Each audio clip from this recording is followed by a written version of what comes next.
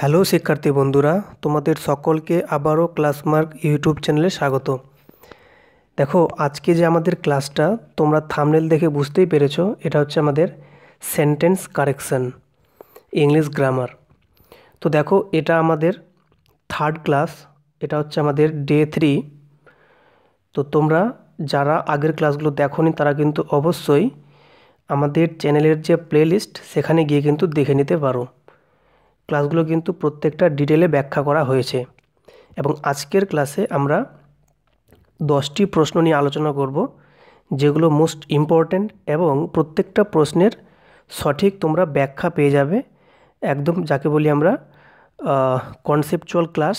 ঠিক আছে, এই ক্লাসে তোমরা কিন্তু জানতে পারবে যে আমাদের কারেকশন কিভাবে করতে হয়, সেটার একদম বেসিক নিয়ম ধরে। তো দেখো, যারা তোমরা বেসিক শিখছো ইংলিশ, তাদের জন্য যেমন হেল্পফুল, যারা অ্যাডভান্স রয়েছে তাদের জন্য কিন্তু ক্লাসটা অনেক হেল্পফুল হবে। তো তোমরা ক্লাসটা কিন্তু প্রথম থেকে শেষ অবধি দেখো, অনেকটা জিনিস শেখার রয়েছে। তো চলো আর বেশি দেরি না করে আমরা ক্লাসটা শুরু করি। তো শুরু করার আগে একটাই কথা, তোমাদের যদি আমাদের এই ভিডিওগুলো ভালো লাগে তোমরা কিন্তু অবশ্যই লাইক, কমেন্ট করবে, শেয়ার করবে। এবং যারা আমাদের চ্যানেলে নতুন দর্শক রয়েছে তারা কিন্তু অবশ্যই আমাদের চ্যানেলটিকে সাবস্ক্রাইব করে দিও। তাহলে কিন্তু আমাদের যে সমস্ত কন্টেন্টগুলো, ভিডিওগুলো তোমরা কিন্তু সহজেই সবার আগে পেয়ে যাবে। তো চলো আর বেশি দেরি না করে আমরা ক্লাসটা শুরু করি। তো দেখতে পাচ্ছ, প্রথমে যে প্রশ্নটা আমাদের রয়েছে সেটা আমরা দেখব যে এর মধ্যে কোনো ভুল আছে নাকি ভুল নেই। তো দেখতে পাচ্ছ, আমি এই সেন্টেন্সটাকে আমি কিন্তু অর চিহ্ন দিয়ে দেখে দিয়েছি। মানে এখানে একটা অর আছে, এখানে অর আছে, এখানে অর আছে। ঠিক আছে, তো এর মানে বলতে চেয়েছে, এই যে সেন্টেন্সটা দেখতে পাচ্ছ ফুল সেন্টেন্সে যদি এই পার্টে ভুল থাকে তো তুমি উত্তর এ বলবে। যদি এই পার্টে ভুল মনে হয় তাহলে উত্তর বি হবে। যদি এই পার্টটাতে ভুল মনে হয় তাহলে উত্তর সি বলবে। আর যদি তোমার মনে হয় যে ভুল কোথাও নেই, মানে যে কোনো বাক্য যদি মানে তোমার ভুল মনে না হয়, বাক্যটা পুরো ঠিক আছে, তখন বলবে নো এরর, মানে কোনো ভুল নেই, তখন বলবে ডি। আশা করি বুঝতে পেরেছো। তো এবার দেখো, পরীক্ষায় এগুলো কিন্তু প্রশ্ন কিন্তু আসে। তো এই সমস্ত প্রশ্নের উত্তর দিতে হলে তোমাকে কিন্তু বেসিক গ্রামার যে নলেজ তোমাকে রাখতে হবে। তো এবার কথা হচ্ছে যে এখানে তোমাকে দেখতে হবে কোন পার্টটাতে ভুল আছে। তো দেখো, এই সমস্ত প্রশ্নের যখন আমরা ভুল খুঁজি তো তোমাকে একদম বেসিক থেকে ভালো করে জানতে হবে। তো চলো আমরা দেখছি এই সেন্টেন্সটা ভুল কোথাও আছে নাকি নেই। তো আমরা প্রত্যেকটা পার্ট কিন্তু ডিটেলে দেখব। তো দেখো, প্রথমেই দেখতে পাচ্ছ লেখা রয়েছে দ্য নাম্বার অফ স্টুডেন্টস। আমাকে জানতে হবে এর মানেটা কি। দেখো, তুমি জানো নাম্বার মানে হচ্ছে সংখ্যা, রাইট? আর তার আগে আমি যোগ করেছি দি, এই দিটা হচ্ছে আমার ডিটারমিনার। তাহলে দা নাম্বার মানে হয়ে গেল সংখ্যা টি। দা মানে কেন করি? টি জন্য। যেমন দেখো, আমি যদি বলি দা বুক, তো দেখো বুক মানে তুমি জানো বই। আর আমি যখন টি দাটা অ্যাড করলাম, এটা হবে টি নিয়ে আসবে। ঠিক আছে, মানে একসঙ্গে হয়ে গেলো কি বইটি। ওকে, যদি থাকতো এখানে বুকস, ফর এক্সাম্পল যদি থাকতো লেখা দ্য বুকস, তখন কিন্তু মানে হয়ে যেত কী বলো তো, এখানে দা হতো গুলি, মানে বইগুলি। ওকে, বইগুলি মানে নির্দিষ্টভাবে বলে দিচ্ছে বইগুলি। তো এই টিটা আমি অ্যাড করছি দায়ের জন্য। তাহলে এই বাক্যে দেখো লেখা আছে দ্য নাম্বার, মানে সংখ্যা টি অফ স্টুডেন্টস। তুমি জানো স্টুডেন্টস মানে হচ্ছে ছাত্ররা বা ছাত্রদের। তাহলে ছাত্রদের সংখ্যা টি। তাহলে এখানে কিন্তু সাবজেক্ট কিন্তু ছাত্ররা নয়, এখানে সাবজেক্ট হচ্ছে সংখ্যাটা, এটা হচ্ছে আমার সাবজেক্ট। আশা করি বুঝতে পেরেছো। সাবজেক্ট আমাদের চিনতে পেরেছি। সাবজেক্ট কোনটা? তাহলে সংখ্যাটা। কিসের সংখ্যা? না, ছাত্রদের সংখ্যাটা। তাহলে তুমি এবার বলো সংখ্যাটা এটা সিঙ্গুলার নাকি প্লুরাল? যখন সংখ্যাটা বলেছি তার মানে সংখ্যা একটাকে বলেছি, তার মানে তুমি বুঝতে পারছো এটা হচ্ছে আমাদের সিঙ্গুলার সাবজেক্ট। ক্লিয়ার? আশা করি এতটা বুঝতে পেরেছো। তাহলে আমার এ পার্টে কোনো আমি ভুল দেখতে পাচ্ছি না, ছাত্রদের সংখ্যাটি এখানে কোনো ভুল নেই। তাহলে আমার এ অপশান বাদ। চলো আমরা নেক্সট পার্টে যাই, অ্যাপিয়ারিং অ্যাট। আচ্ছা, অ্যাপিয়ার মানে বুঝতে পারছো যে এক্সামে ওরা অ্যাপিয়ার করেছে। কোন এক্সামে দেখো, রিটেন এক্সামিনেশন। তো রিটেন এক্সাম অ্যাপিয়ার করেছে, দেখো অ্যাপিয়ারের পর অ্যাট, এটা হচ্ছে অ্যাপ্রোপ্রিয়েট প্রিপোজিশন, এখানেও কিন্তু ভুল নেই। তোমাকে জানতে হবে যে অ্যাপিয়ার শব্দটার এর পরে কিন্তু অ্যাট যে আমাদের রয়েছে ফিক্সড প্রিপোজিশন, এটা কিন্তু ঠিক আছে। তাহলে এই পার্টেও ভুল নেই, মানে এ বি পার্টে কোনো ভুল নেই। তো এবার চলো দেখে নেওয়া যাক সি পার্টে ভুল আছে কি না। দেখো লেখা আছে দ্য রিটেন এক্সামিনেশন, মানে লিখিত পরীক্ষার কথা বলেছে। বলছে ইনক্রিজেজ, দেখো ইনক্রিজ মানে হচ্ছে বৃদ্ধি পাওয়া। দেখো ভালো করে, ইনক্রিজ মানে হচ্ছে কি বলো তো, বৃদ্ধি পাওয়া। তো এ দেখো ভালো করে, ইনক্রিজের সাথে কিন্তু একটা এস যোগ করেছে। এবার তুমি একটু খেয়াল করো, আমরা কখন ভার্বের সাথে এস অথবা ইএস যোগ করি। তুমি যদি একটু আমাদের পুরনো ক্লাস দেখে নাও, তুমি কিন্তু বুঝতে সহজেই পেরে যাবে। এটা হচ্ছে আমাদের প্রেজেন্ট ইনডিফিনিট টেন্সের ক্লাসে বলেছিলাম। কি বলেছিলাম? প্রেজেন্ট ইনডিফিনিট টেন্সে বলেছিলাম যে সাবজেক্ট প্রথমে বসবে, তারপরে ভার্বের ফার্স্ট ফর্ম বসবে এবং তারপরে এস অথবা ইএস বসবে। কখন? যদি আমার সাবজেক্টটা কি থাকে, থার্ড পারসন থাকে এবং সিঙ্গুলার থাকে, রাইট? আর তুমি প্রথমেই সাবজেক্ট কিন্তু খুঁজে বের করে নিয়েছো, দ্য নাম্বার মানে সংখ্যাটি। তাহলে সংখ্যাটি মানে কি, একটা পার্টিকুলার নাম্বার বলছে, সংখ্যা বলছে। তাহলে এটা যদি সিঙ্গুলার হয়, আবার দেখো সংখ্যাটি এটা কিন্তু থার্ড পারসন। যদি বলো স্যার থার্ড পারসন কি, মনে রাখবে আই, উই আর ইউ ছাড়া বাকি সব হচ্ছে থার্ড পারসন। তো এখানে তো আই, উই, ইউ নেই, এখানে আছে নাম্বার, তাহলে এটা হচ্ছে থার্ড পারসন। তাই থার্ড পারসন হলো, আবার এটা সিঙ্গুলারও হয়েছে। তাহলে এই দুটো যদি শর্ত স্যাটিসফাই করে, কার ক্ষেত্রে? প্রেজেন্ট ইনডিফিনিট টেন্সের ক্ষেত্রে, তখন কিন্তু আমরা এস বা ইএস যোগ করব ভার্বের সাথে। আশা করি বুঝতে পেরেছো। তো এবার দেখো এখানে ভার্ব কোনটা আছে, ইনক্রিজ, ভার্ব ওয়ান আছে, তার সঙ্গে দেখো এস যোগ করেছে, তাহলে এখানে কিন্তু বিলকুল ঠিক আছে। কেন? দেখো দা নাম্বারটা হচ্ছে থার্ড পারসন সিঙ্গুলার, আর এখানে ভার্ব ওয়ানের সাথে এস যোগ করেছে। এটা ঠিক বুঝতে পেরেছো। এখন তোমার মাথায় একটা প্রশ্ন আসতে পারে যে এই সেন্টেন্সটা কেন হলো প্রেজেন্ট ইনডিফিনিট, অন্য কোনো ভাগও তো হতে পারতো। তো এবার মনে রাখবে, বাক্যটা তুমি ভালো করে লক্ষ্য করো, এখানে দেখো লেখা আছে এভরি ইয়ার। তোমাকে এটা কথা মনে রাখতে হবে ভালো করে, যদি কোনো বাক্যে তুমি এভরি পাও, ধরো লেখা আছে এভরি ইয়ার, শুধু এভরি ইয়ার নয়, এভরি যদি বলে এখানে এভরি ডে যদি বলে, কি বলো, যদি এভরি ডে বা যদি বলে এভরি মান্থ, মানে এভরি দিয়ে যদি যে কোনো সময়কে মেনশন করে দেয়, তাহলে সেটা গ্যারেন্টি প্রেজেন্ট ইনডিফিনিট টেন্স হবে। ওকে, পাস্ট ইনডিফিনিটও হতে পারতো, কিন্তু এখানে যেহেতু আমি মানে এরকম, এভরি কথাটার মানে হচ্ছে প্রত্যেক, আর ইয়ার মানে হচ্ছে বছর, প্রত্যেক বছর মানে প্রত্যেক বছরে ছাত্রদের সংখ্যা বাড়ছে বা বাড়ে, ঠিক আছে, তখন কিন্তু সেন্সটা আসছে প্রেজেন্ট ইনডিফিনিটের মতো। তাই আমরা কিন্তু এখানে ইনক্রিজেস করেছি, তাহলে এই পার্টেও কিন্তু কোনো ভুল নেই, এর মানে বাক্যে কোথাও ভুল নেই। তাহলে এটার সঠিক উত্তর হয়ে যাবে নো এরর, মানে অপশান ডি হচ্ছে আমাদের সঠিক।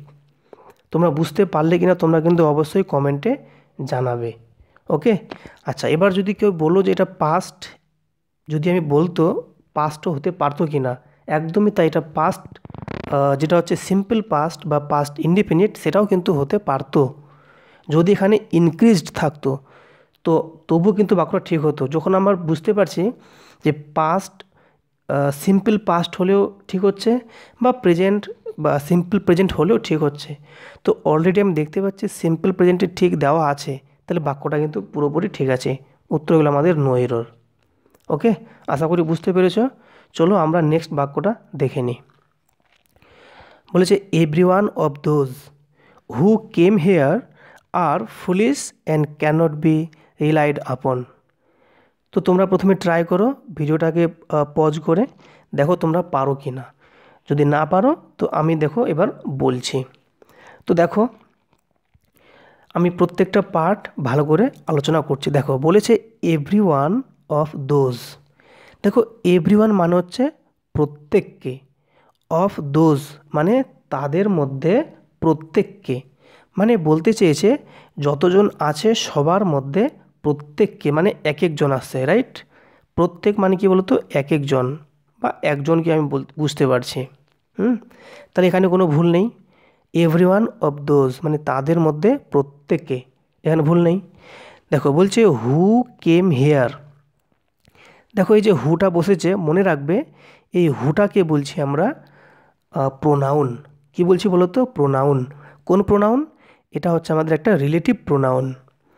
তো দেখো এই হুটা অ্যাকচুয়ালি কাকে করছে ফলো? হুটা ফলো করছে দোজকে। ওকে, তাহলে হুটা কাকে ফলো করছে? দোজকে। তাহলে হু কেম হেয়ার মানে যারা এসেছিল এখানে। তো যারা মানে কি? দোজ, মানে তাদের কথা বলছে। তাহলে তাদের মধ্যে প্রত্যেকে যারা এসেছিল এখানে, ক্লিয়ার? বলছে আর foolish and cannot be relied upon. তোমাকে এবার দেখতে হবে এখানে ভার্ব কোনটা। এখানে ভার্ব হচ্ছে আর। তাহলে যখন তুমি ভার্ব যখন বুঝতে পারছো, তাহলে তোমাকে এখন দেখতে হবে তাহলে সাবজেক্ট কোনটা। তো এখানে মনে রাখবে সাবজেক্ট কোনটা বলো তো? সাবজেক্ট হয়ে যাচ্ছে আমাদের এভরিওয়ানটা সাবজেক্ট, রাইট? তো এভরিওয়ান যদি সাবজেক্ট হয়, তো এটার মানে কি বলেছিলাম? প্রত্যেককে বা একজন। যদি একজন হয় তো এটা গ্যারান্টি সিঙ্গুলার। তো যদি সিঙ্গুলার হয় তাহলে তুমি বলো এই আরটা কি এখানে বসবে? নিশ্চয়ই বসবে না। তাহলে এভরিওয়ানের জন্য কিন্তু কি বসে আমাদের? ইজ বসে। তাহলে আরের পার্টটা হয়ে যাবে ইজ। বলো বুঝতে পারলে কি পারলে না? তোমরা কিন্তু অবশ্যই কমেন্টে জানাও। ওকে, তাহলে এখানে কিন্তু এই আরটা কিন্তু দোষের জন্য হতে পারে না, কারণ সাবজেক্ট তো আমার দোষ নয়। সাবজেক্ট হচ্ছে আমার এভরিওয়ান। মনে রাখবে অফ দিয়ে যখন কোনো কথা বলবে তো অফের আগেরটা সবসময় সাবজেক্ট হয়। ঠিক আছে, আশা করি বুঝতে পেরেছ। আমি ধরে নাও একটা বাক্য বললাম, ওয়ান অফ দেম। এখানে কিন্তু সাবজেক্ট কিন্তু ওয়ান, দেমটা নয়, মানে তাদের মধ্যে এক একজন বা একজন। তাহলে এই ওয়ানটা যেমন সাবজেক্ট, তাহলে এখানেও কিন্তু এভরিওয়ানটা সাবজেক্ট। তো তুমি তো জানো যে এভরিওয়ান মানে একজন। তো এখানে কিভাবে আর বসে? এখানে আর তো বসা সম্ভব নয়, এখানে কিন্তু ইজ হবে। তাহলে আমাদের ভুল ভুল ছিল অপশান বিতে। আচ্ছা বাকিগুলো দেখে নিই একটু, দেখো বলছে তাহলে কী হবে? Is foolish. তাহলে তাদের প্রত্যেককে যারা এখানে এসেছিল কি না? বোকা। অ্যান্ড ক্যানট বি রিলাইড আপন মানে যাদের উপরে নির্ভর করা যাবে না। তাহলে আশা করি বুঝতে পেরেছো। তাহলে আমাদের সঠিক উত্তর হয়ে গেল অপশান বি। কেন? আর কিন্তু কী হয়ে যাবে? ইজ হয়ে যাবে। আশা করি বুঝতে পেরেছো।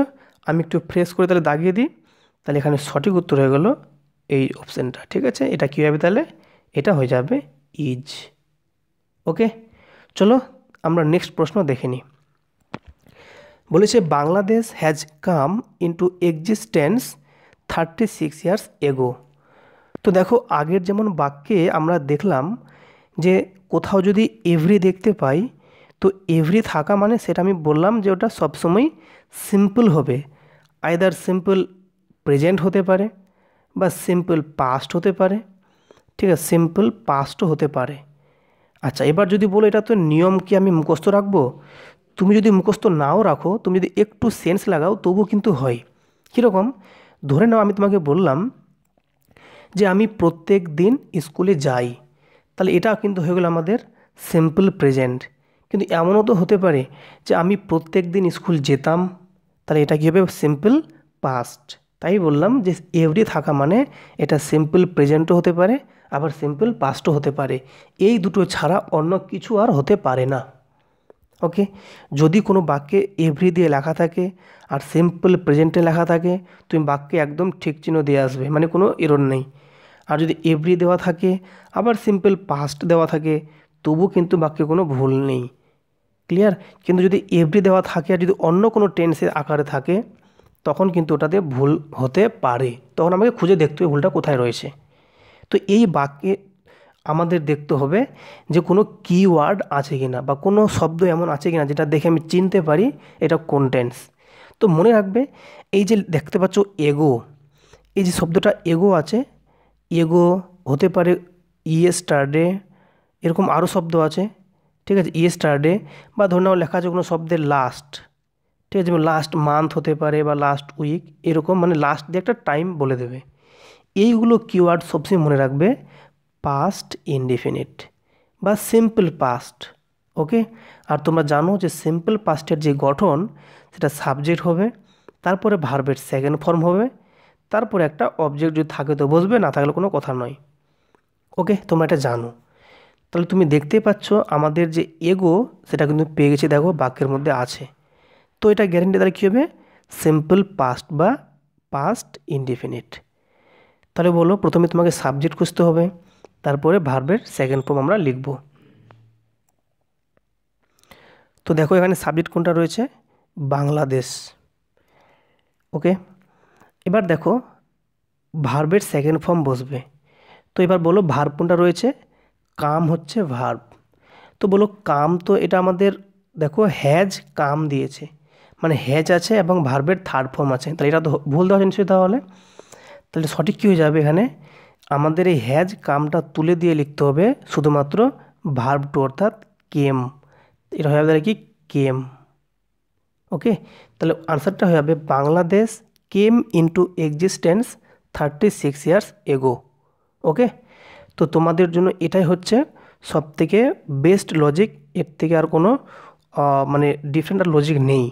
তোমাকে বুঝে নিতে হবে এগো থাকা মানেই এটা হবে একদম সিম্পল পাস্ট অথবা পাস্ট ইনডিফিনিট। তাহলে আমরা করলাম কেম করে দিলাম V2, আর হ্যাজটা কী হবে, উঠে যাবে।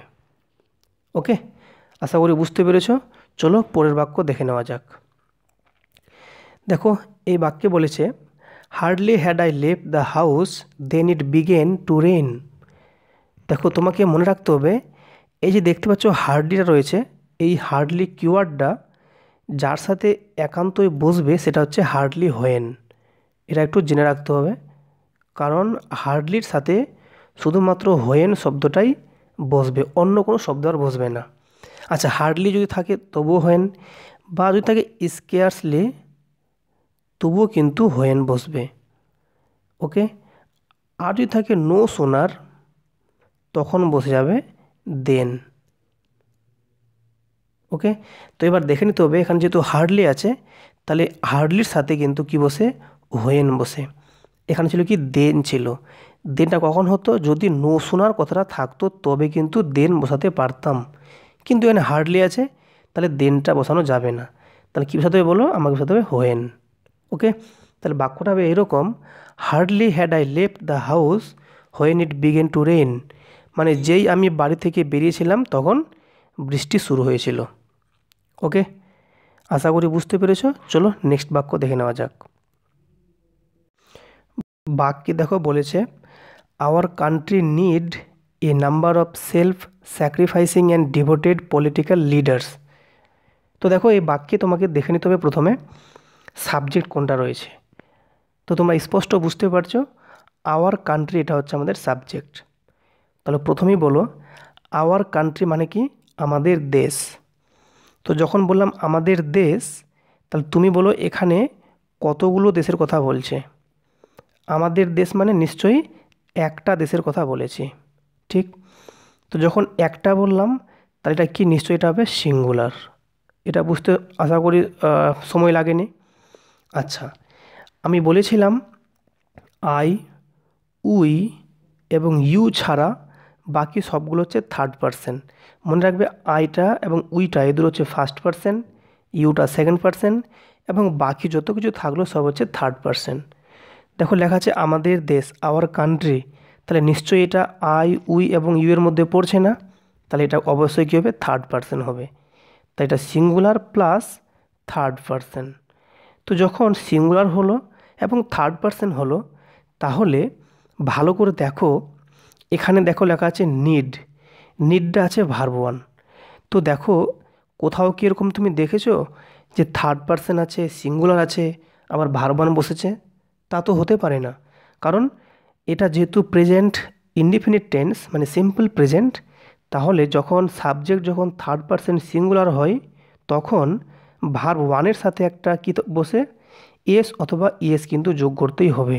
এটা আমি এর আগের বাক্যেও বলেছি যে প্রেজেন্ট ইনডিফিনিট টেন্সে ভার্ব ওয়ানের সাথে এস ইয়েস আমরা যোগ করতেই হবে যখন সাবজেক্টটা হবে থার্ড পারসন সিঙ্গুলার নাম্বার। আর তোমরা দেখতে পেয়েছো এটা যেহেতু থার্ড পারসন সিঙ্গুলার নাম্বার হচ্ছে, তাহলে এটা কিন্তু নিড কথাটা বসবে না। কী হবে এটা তাহলে বলো? এটা হয়ে যাবে আমাদের নিডস।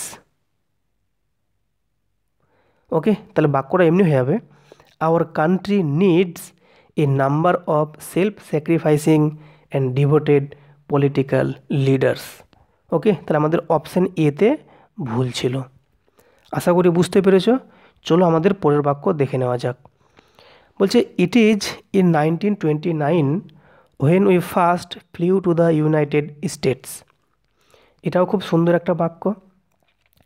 দেখো এই যে বলেছে ইট ইজ 1929, বলছে এটা 1929 সাল। হোয়েন মানে এখানে হোয়েন মানে যখন, উই ফার্স্ট আমরা প্রথমবার, flew to the United States মানে আমরা আমেরিকাতে গিয়েছিলাম। এখানে ফ্লিউ মানে উড়ে যাওয়া, মানে গিয়েছিলাম প্লেনে করে, ঠিক আছে। তো দেখো এখানে ফ্লিউটা এসছে অ্যাকচুয়ালি ফ্লাইয়ের পাস্ট ফর্ম, ঠিক আছে, ফ্লাই থেকে নিয়ে এসে ফ্লিউ। তো বুঝতেই পারছো এটা যেহেতু ফ্লিউ আছে মানে এটা ভার্বের সেকেন্ড ফর্ম, তাহলে ভার্ব টু হলো। তো এটা যখন ভার্ব টু আছে তাহলে বুঝতে পারছো এটা কিন্তু অতীতের কথা বলেছে। আর সালটা হচ্ছে 1929 সালে। তো যখন 1929 সালে পুরোনো দিনের কথা, তাহলে আমরা এখানে ইজটা কি করে বলতে পারি? ইজটা আমাদের তো প্রেজেন্টের ব্যাপার চলে আসছে, তাহলে এখানে ইজটা কিন্তু দেওয়াটা ঠিক হচ্ছে না। তাহলে কী দিতে হবে? এখানেও দিতে হবে আমাদের ভার্বের সেকেন্ড ফর্ম। তাহলে ভার্বের সেকেন্ড আমাদের ইজের পাস্ট কি তাহলে তোমরা জানো যে ইজের যে পাস্ট সেটা হতে পারে ওয়াজ অথবা হতে পারে ওয়ার। সেটা আমাকে দেখতে হবে সাবজেক্ট কী আছে। সাবজেক্ট আছে ইট, তো ইট যেহেতু সিঙ্গুলার তারপর কিনবো আমরা ওয়াজকে নেব, তাহলে ইজটা কি কেটে হয়ে যাবে ওয়াজ। তাহলে বাক্যটা হয়ে গেল it was in 1929 when we first flew to the United States. বলছে এটা ছিল 1929 সাল যখন আমি প্রথমবার আমেরিকাতে গিয়েছিলাম। আশা করি বুঝতে পেরেছ। চলো আমাদের পরের বাক্য দেখে নেওয়া যাক। বলেছে if you had work hard you would have certainly got the scholarship. আচ্ছা, এই বাক্যের মানেটা এরকম, তুমি যদি কঠোর পরিশ্রম করতে, ঠিক আছে, করতে, তবে তুমি এই স্কলারশিপটা নিশ্চিতভাবে পেয়ে যেতে। এরকম মানে একটা অতীতে রিগ্রেট যেমন ফিল করে সেরকম এটা কথা কিন্তু বলছে। তো দেখো এই রকম বাক্যে মনে রাখবে, দেখো এখানে লেখা আছে if you had work hard. তো দেখো একটা হ্যাড আছে, আবার একটা ওয়ার্ক আছে। তো দেখো হ্যাডটা হচ্ছে আমাদের অক্সিলারি ভার্ব, আর যেটা দেখতে পাচ্ছ ওয়ার্ক আছে এটা হচ্ছে আমাদের মেন ভার্ব। আর যেহেতু হ্যাড আছে সামনের দিকে, হ্যাড মনে রাখবে হ্যাডের সাথে যখন মেন ভার্বটা বসে সেটা কখনোই কিন্তু ভার্বের ফার্স্ট ফর্ম বসে না, মানে হ্যাড অলওয়েজ ভার্বের থার্ড ফর্মটাকে নিয়ে বসে। এটা তোমাকে জানতে হবে, ঠিক আছে। কেন? এটা টেন্সের নাম হচ্ছে পাস্ট পারফেক্ট টেন্স। কি বললাম? Past perfect tense. Past perfect tense এর মানে হচ্ছে হ্যাড প্লাস ভার্বের থার্ড ফর্ম। কারণ হ্যাডের পরে কখনোই বা কোনো দিনও ভার্বের ফার্স্ট ফর্ম বসে না। এই বাক্যে দেখো ওয়ার্ক লিখেছে, এটা কিন্তু লেখা একদম ভুল হয়েছে। যদি ভার্বের থার্ড ফর্ম করতে হয় তাহলে কী লিখতে হতো? আমাকে লিখতে হতো ওয়ার্কড, WORKED। তাহলে বাক্যটা এমন হতো if you had worked hard you would have certainly got the scholarship. Okay, তাহলে আমাদের বাক্যটা আশা করি তোমাদের বুঝতে সমস্যা হয়নি, নিয়মটা আশা করি বুঝতে পেরেছো। হ্যাড থাকা মানে তোমাকে বুঝে নিতে হবে ওটা কিন্তু হ্যাডের পরে যে ভার্বটা ওটা গ্যারেন্টি ভার্বের থার্ড ফর্ম হবে, ওটাকে আমরা বলি পাস্ট পার্টিসিপেল। ওকে, তাহলে আমাদের অপশান কিন্তু বিতে ভুল ছিল। চলো নেক্সট বাক্য দেখে নেওয়া যাক। বলেছে নাইদার রোহিত নর কবির হ্যাভ ডান হিজ লেসন। তো দেখো এটাও আরেকটা সুন্দর বাক্য, এরকম প্রশ্ন তোমরা কিন্তু পরীক্ষায় পেয়ে যেতে পারো। দেখো তো বাক্যের প্রথমে আমাকে দেখে নিতে হবে নাইদার নর। মনে রাখবে নাইদার দিয়ে দেখো একটা সাবজেক্ট এখানে আছে, এটা সাবজেক্ট ওয়ান বলছি, আর নর দিয়ে দেখো আরেকটা সাবজেক্ট আছে কবির, এটা হচ্ছে সাবজেক্ট টু। এতটা বুঝতে সমস্যা হয়নি আশা করি। দেখো নাইদার রোহিত এর মানে হচ্ছে না রোহিত, আর নর কবির এর মান হচ্ছে না কবির। দুটো একসঙ্গে বলে কেমন হবে? না রোহিত না কবির, ঠিক আছে, এরকম বলছে। হ্যাভ ডান হিজ লেসন, মানে বলছে না রোহিত না কবির কেউই তাদের লেসন মানে হোমওয়ার্কের কথা বলছে সম্পন্ন করেনি। এটা কিন্তু মানেটা বোঝাতে চেয়েছে। তো তোমরা একটা জিনিস মনে রাখবে, যখন এই যে এরকম থাকে মানে যেমন আইদার অর থাকতে পারে, আইদার অর থাকতে পারে, বা থাকতে পারে নাইদার নর, নাইদার নর। তো এটা হচ্ছে আমাদের সাবজেক্ট 1, এটা সাবজেক্ট 2, ক্লিয়ার? এটা সাবজেক্ট 1, এটা সাবজেক্ট 2। তো সবসময় মনে রাখবে এদের পরে যে ভার্বটা বসবে সেই ভার্বটা এর পাশে যে সাবজেক্টটা আছে তার উপর ভিত্তি করে বসবে। তো দেখো এখানে যে ভার্বটা আছে তাহলে সেটাও কিন্তু কাছের ভার্ব, মানে কোনটা সাবজেক্ট, যেটা সাবজেক্ট কোনটা, যেটা সাবজেক্ট 2 যেটা, তার উপর বেস করে কিন্তু বসে। এটা হচ্ছে নিয়ম, তোমাকে এটা জানতে হবে। ওকে, তাহলে তুমি কি জেনে গেলে? আইদার অর বা নাইদার নর থাকলে সাবজেক্ট 2 অনুযায়ী ভার্বটা বসবে। তাহলে চলো এই বাক্যে দেখে নেওয়া যাক। এটা হচ্ছে সাবজেক্ট 1 আর এটা হচ্ছে সাবজেক্ট 2। তো কবির যখন সাবজেক্ট 2 তাহলে কবির অনুযায়ী ভার্বটা বসবে।